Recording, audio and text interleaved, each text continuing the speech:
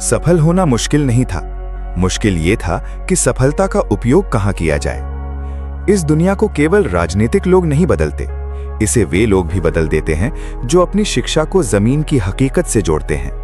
आपने देखा होगा, रात के अंधेले में जब सारे सितारे बहुत दूर दिखाई देते हैं, तब एक या दो सितारे अपनी चमक से जमीन को रोशन करने निकल पड़ते हैं। ऐसे ही दो सितारे थे बड़की टूला गांव की मिट्टी पर।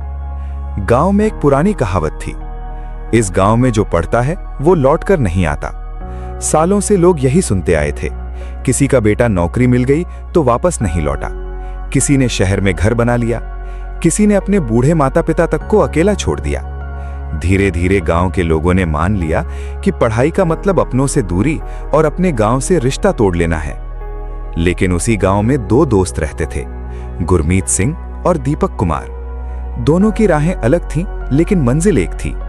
दीपक कुमार किताबों से गांव बदलना चाहता था, गुरमीत सिंह खेतों से।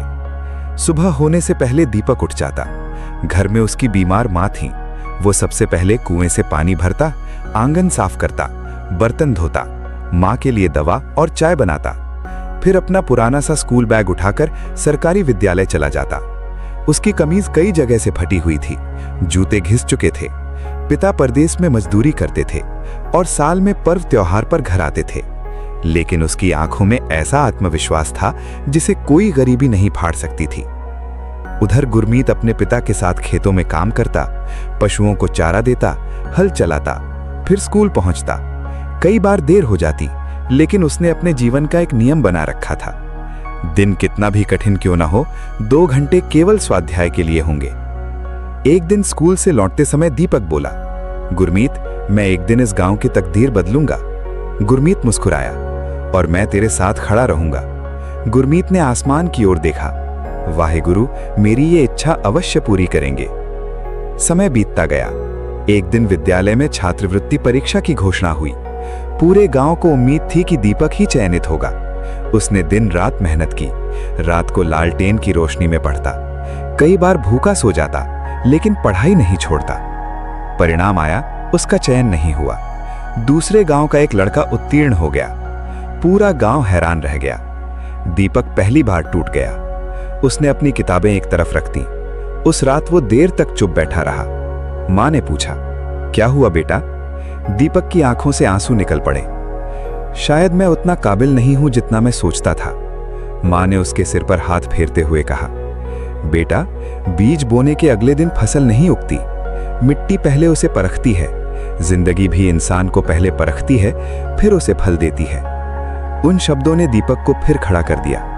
अगली सुबह उसने पहले से भी ज्यादा मेहनत शुरू कर दी। उधर गुरमीत खेतों में एक नई बात देख रहा था।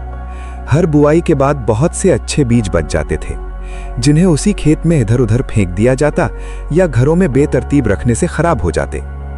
कुछ महीने बाद वही किसान बाजार से महंगे बीज खरीदते। गुरमीत ने सोचा, अगर इन बचे हुए बीजों को इकट्ठा करके जरूरतमंद किसानों तक पहुंचाया जाए तो उनका पैसा भी बचेगा और खेती भी सुधरेगी। जब उसने गांव वालों से ये बात कही तो कई लोग हंस पड़े। अरे, ये लड़का हमें खेती सिखाएगा? पहले अपनी उम्र तो देख, पढ़ लिखकर बड़ा दिमाग वाला हो गया है। गुरमीत ने किसी को जवाब नहीं दिया। उसने चुपचाप अपने घर के एक खाली कमरे में मिट्टी के मटकों और बोरियों में अच्छे बीज जमा करने शुरू कर दिए। उसे भरोसा था, एक दिन लोग उसकी बात समझेंगे। कुछ महीने बाद फिर छात्रवृत्ति परीक्षा हुई। इस बार दीपक ने पूरे जिले में पहला स्थान प्राप्त किया। उसे 100% छात्रवृत्ति मिली। पूरा गांव पहली बार तालियां बजा रहा था, लेकिन दीपक के चेहरे पर घमंड नहीं था। उसने केवल अपनी मां के पैर छुए और मुस्कुरा कर कहा, ये मेरी नहीं, आपकी जीत है। कुछ ही दिनों बाद दीपक के शहर जाने का दिन आ गया। सुबह गांव की पगडंडी पर हल्की धूप उतर रही थी। मां ने उसके बैग में 2 जोड़ी कपड़े, एक पुरानी डायरी और घर की बनी रोटियां रखीं। गुरमीत उसे बस स्टैंड तक छोड़ने आया। कुछ देर दोनों चुप रहे। फिर गुरमीत बोला, भाई, शहर जाकर हमें भूल मत जाना। दीपक मुस्कुराया, मैं सीखने निकला हूं, तुझे छोड़ने नहीं। एक दिन वापस आकर अपनी इस मिट्टी का कर्ज चुकाऊंगा। बस चल पड़ी। गुरमीत देर तक उसे जाते हुए देखता रहा। शहर दीपक की कल्पना से कहीं बड़ा और कठिन था। छोटा सा कमरा, भीड़ भाड़, लंबी कतारें और हर चीज के लिए संघर्ष। कॉलेज की फीस निशुल्क थी, रहने का खर्च भी था, पर कुछ जरूरी खर्च निकालने के लिए उसने शाम को एक पुस्तकालय में काम करना शुरू कर दिया। रात को देर तक पढ़ाई करता, कई बार थक कर मेज पर ही सो जाता। एक महीना ऐसा भी आया जब पैसे कम पड़ गए। उसने कई दिनों तक केवल चाय और 2 सूखी रोटियों से गुजारा किया, लेकिन हर रात सोने से पहले वो माँ की कही बात याद करता। जिंदगी पहले परखती है, फिर फल देती है।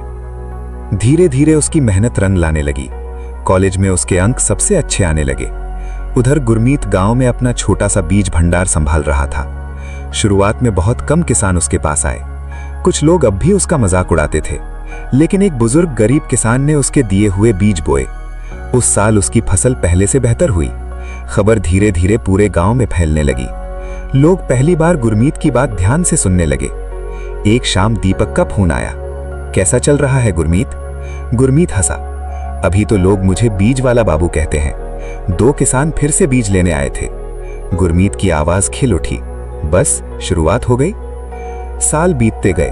दीपक ने अपनी डिग्री पूरी कर ली। उसे एक बड़ी कंपनी में नौकरी मिल गई। पहली तनख्वाह हाथ में आते ही उसकी आंखें भर आईं। उसने सबसे पहले मां के लिए दवा और एक गर्म शॉल खरीदी।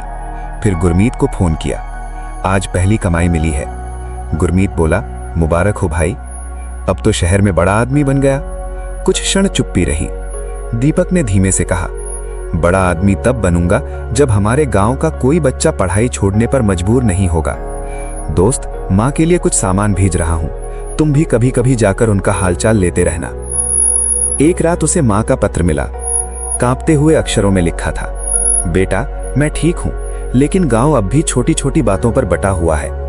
कई किसान कर्ज में हैं। तुम जहां हो खुश रहो, फिर भी अगर कभी लौट सको तो लौट आना। पत्र पढ़ते पढ़ते दीपक देर तक खिड़की के पास बैठा रहा। नीचे शहर की रोशनियां चमक रही थीं, लेकिन उसके मन में बार बार वही मिट्टी, वही पगडंडी और वही गांव उभर रहा था। उसने फोन उठाया और गुरमीत का नंबर मिलाया। गुरमीत, हाँ भाई, अगर मैं वापस आ जाऊं तो क्या हम सच में कुछ बदल पाएंगे? दूसरी तरफ कुछ पल सन्नाटा रहा। फिर एक आवाज आई, तू लौट आ, बाकी लड़ाई हम दोनों मिलकर लड़ लेंगे। फोन कटने के बाद दीपक सारी रात सो नहीं पाया। एक तरफ ऊंची तनख्वाह, सुरक्षित भविष्य और शहर की चमक थी। दूसरी तरफ उसकी मां, उसका दोस्त और उसकी मिट्टी। सुबह होते ही उसने अपना इस्तीफा लिख दिया। साथ काम करने वाले लोग हैरान रह गए।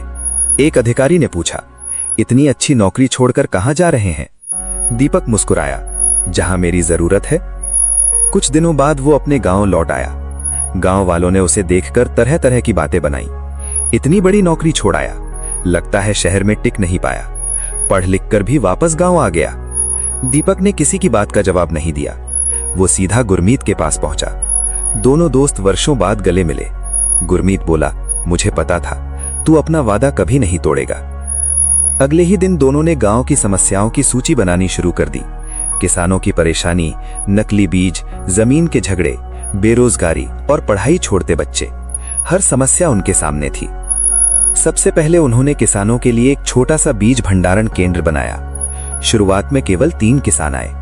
गांव के कुछ लोग आज भी उनका मजाक उड़ाते थे, लेकिन उन 3 किसानों की फसल पूरे गांव में सबसे अच्छी हुई। धीरे धीरे लोग जुड़ने लगे। उधर दीपक गांव के जमीन विवादों को सुलझाने में जुट गया। वो बार बार सरकारी दफ्तरों के चक्कर लगाता। कई बार उसकी फाइल लौटा दी जाती। कभी कोई अधिकारी छुट्टी पर होता तो कभी कोई नया कागज मांग लिया जाता। कई लोगों ने कहा, कुछ नहीं होने वाला, सब छोड़ दो। लेकिन दीपक हर बार एक ही बात कहता, अगर हार माननी होती तो मैं लौट कर ही क्यों आता। लगातार प्रयासों के बाद प्रशासन ने उसकी योजना को मंजूरी दे दी। सरकारी सहयोग से सामूहिक समाधान केंद्र की स्थापना हुई। अब छोटे छोटे विवाद अदालतों तक जाने से पहले गांव में ही बातचीत से सुलझाए जाने लगे। झगड़े कम होने लगे, रिश्ते सुधरने लगे। उधर गुरमीत का बीज भंडारण केंद्र भी बड़ा होता गया। सरकारी कृषि विभाग ने उसकी मेहनत देखकर सहायता दी। अब किसानों को सही समय पर अच्छी गुणवत्ता के बीज मिलने लगे। नकली बीजों का चलन धीरे धीरे समाप्त होने लगा। फसलें पहले से बेहतर होने लगीं। गांव के नौजवान जो कभी शहर जाने का सपना देखते थे, अब खेती और नए कामों में भी भविष्य देखने लगे। दोनों दोस्तों ने मिलकर गांव में एक छोटी सी प्रयोगशाला भी शुरू की। गुरमीत बीजों की गुणवत्ता की जांच करता और दीपक किसानों को सही समय पर सही बीज बोने की सलाह देता। वे अक्सर कहते, बदलाव शोर मचाकर नहीं आता, वो चुपचाप शुरू होता है, एक बीज से, एक सोच से। 3 साल बीत गए। बड़की टोला पहले जैसा गांव नहीं रहा। जहां कभी झगड़े होते थे वहां अब मिलकर फैसले होते थे। जहां नकली बीज बिकते थे वहां अब अच्छी फसलें लहलहाती थीं।